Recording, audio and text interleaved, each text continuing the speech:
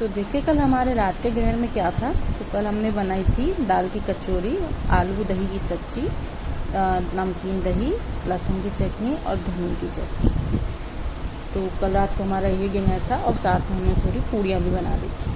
तो उसके लिए सबसे पहले हमने मूंग की जो दाल होती है बिना छिलके वाली, उसको 2-3 घंटे के लिए भिगा दिया। और फिर उसके बाद जो आलू होते हैं, आलू की सब्ज़ी के लिए मैंने आलू भी साथ में उबालने रख दिए थे। तो हमारी दाल जब 2-3 घंटे भीग गई तो हमने उसे एक छलनी में निथार के रख दिया ताकि उसका पानी सारा निथर जाए। और आलू भी मैंने एक छलनी में रख दिए ताकि वो भी ज़्यादा गीले ना हो और उसका पानी भी निथर जाए। फिर मैंने हरे धनिया की चटनी के लिए धनिया को बारीक बारीक काट लिया। ज़्यादा बारीक काटने की ज़रूरत नहीं है क्योंकि वैसे भी वो मिक्सी में पीस जाते हैं, बट मैंने धनिया को बारीक बारीक काट लिया। फिर उसके बाद उसे अच्छी तरह से 2-4 बार ढंग से वॉश करके एक मिक्सी में मैंने धनिया, थोड़ी हरी मिर्ची, एक टमाटर और थोड़ा साबुत जीरा, काला नमक, थोड़ी हींग और थोड़ी सी लाल मिर्ची डाल के मैंने उसे अच्छी तरीके से पीस लिया। फिर जब हमारी चटनी पिस गई तो मैंने उसमें बाद में थोड़ा सा दही मिला लिया ताकि उसमें थोड़ा सा अच्छा सा खट्टापन आ जाए और उसे विस्कर से अच्छे से मैंने उसको फेंक लिया। तो हमारी चटनी भी बनके रेडी हो गई थी। तो हमने अब जो आलू उबाले थे हमारे आलू की सब्ज़ी के लिए, उसको मैंने हाथों की सहायता से ही बारीक बारीक उसको मैंने चूर लिया।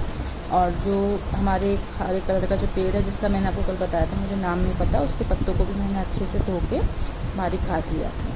फिर मैंने दही में ही बेसिक मसाले मिलाए जैसे नमक, हल्दी, मिर्ची, धनिया पाउडर और जो ये हरे पत्ते में बाहर से लाई थी जिसमें प्याज की जैसे स्मेल आती है, अच्छी खुशबू आती है, उसे भी मैंने उसमें डाल के अच्छे से मिला लिया। और उसके बाद मैंने इस मसाले को अच्छे से फेंक लिया। तो आज हम बेसिक सब्ज़ी बनाएंगे, ज़्यादा कुछ मेहनत नहीं है इसमें, सिर्फ दही की सब्ज़ी होती है, कोई टमाटर प्याज लहसुन वहसुन कुछ भी नहीं, सिंपल सब्ज़ी होती है। तो सारे मसालों को दही में डाल के उस अच्छी तरीके से फेंक लेंगे। और अभी हम कढ़ाई में उसके बाद सरसों का तेल डाल के उसमें जो बेसिक मसाले होते हैं हमारे, थोड़ी सी कलौंजी, थोड़ी सी दाना मेथी, राई, जीरा, ये सब डाल के मैंने उसको अच्छी तरीके से भून लिया।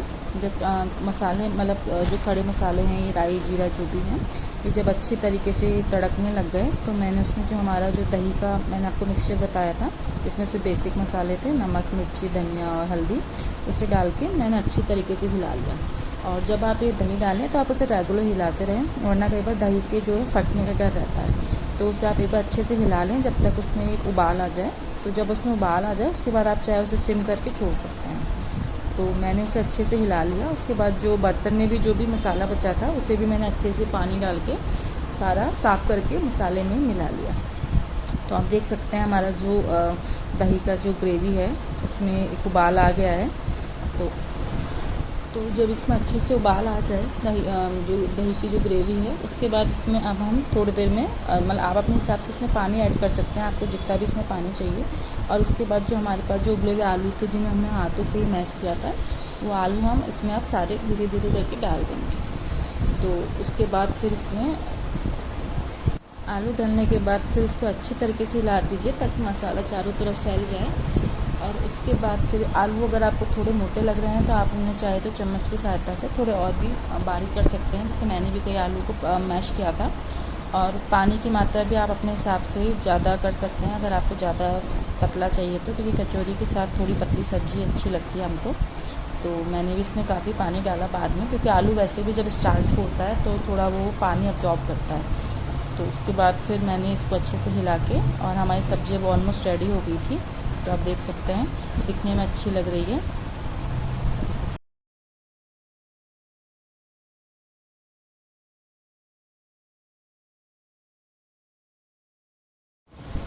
और सब्ज़ी जैसे हमारी बन गई तो साथ में हमारी जो दाल थी भीगी हुई, उस दाल को भी हमने मिक्सी में थोड़ा दरदरा करके पीस लिया। ज़्यादा बारीक नहीं पीसना है वरना उसका बिल्कुल पेस्ट बन जाता है, थोड़ा उसमें साबुत रहना चाहिए। मिक्सी को एक बार चलाइए, बंद करिए, ऐसे उसे दरदरा पीस लीजिए। तो सब्ज़ी हमारी रेडी हो गई थी और दाल भी हमारी पीस गई थी। तो अब हमने कचौरी के मसाले के लिए मिर्ची को बारीक बारीक काटा और एक बर्तन में मैंने अपने थोड़ा जीरा, थोड़ी राई, थोड़ा साबुत धनिया और थोड़ी सी सौंफ मिला के उसमें मैंने जो कड़ी पत्ता है, थोड़े कड़ी पत्ता डाल के भूने। उसके बाद मैंने उसमें जो हमने मिर्ची काटी थी मिर्ची डाली। उसके बाद मैंने उसमें हमारे जो मसाले होते हैं, नमक, मिर्ची, हल्दी और धनिया, आप अपने टेस्ट के अकॉर्डिंग कम ज़्यादा कर सकते हैं। तो मैंने वो मसाले डाले और थोड़ा सा मैंने उसमें बेसन भी डाला। तो उसके बाद मैंने सारे मसालों को अच्छे से भून लिया।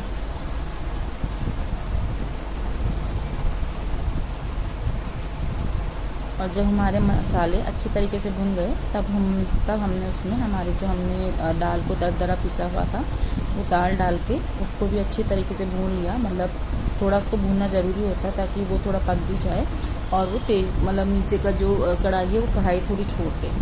तो अब हमारा मसाला ऑलमोस्ट रेडी हो गया था। तो जब हमारा मसाला रेडी हो गया फिर उसके बाद मैंने इसमें ऊपर से, मतलब पहले नहीं डाली थी मैंने, बाद में मैंने इसमें ऊपर से हींग डाली। और मैंने काफ़ी सारी हींग डाली क्योंकि हींग की खुशबू कचौरी में बहुत अच्छी लगती है। और जब हम पहले डालते हैं तो कई बार हींग की खुशबू उसमें नहीं आती है, मसाले में पक जाती है। बट मैंने बाद में ऊपर से इसमें 3 से 4 चम्मच भर के हींग डाली ताकि कचौरी में हींग की एक अच्छी सी खुशबू आए। तो अब हमारा मसाला भी रेडी हो गया था।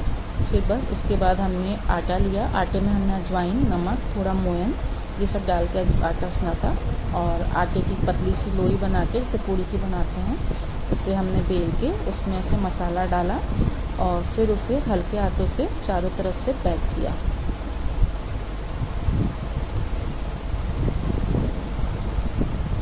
और उसको चारों तरफ से पैक करने के बाद हल्के से उसको दबा लीजिए और बिल्कुल हल्के हाथों से उसको थोड़ा थोड़ा बेल लीजिए। ज़्यादा आप उस पर प्रेशर डालेंगे तो उसके फटने का भी डर रहता है। तो बिल्कुल हल्के हाथों से उसको आप थोड़ा सा, ज़्यादा नहीं, थोड़ा थोड़ा उसको बेल लीजिए।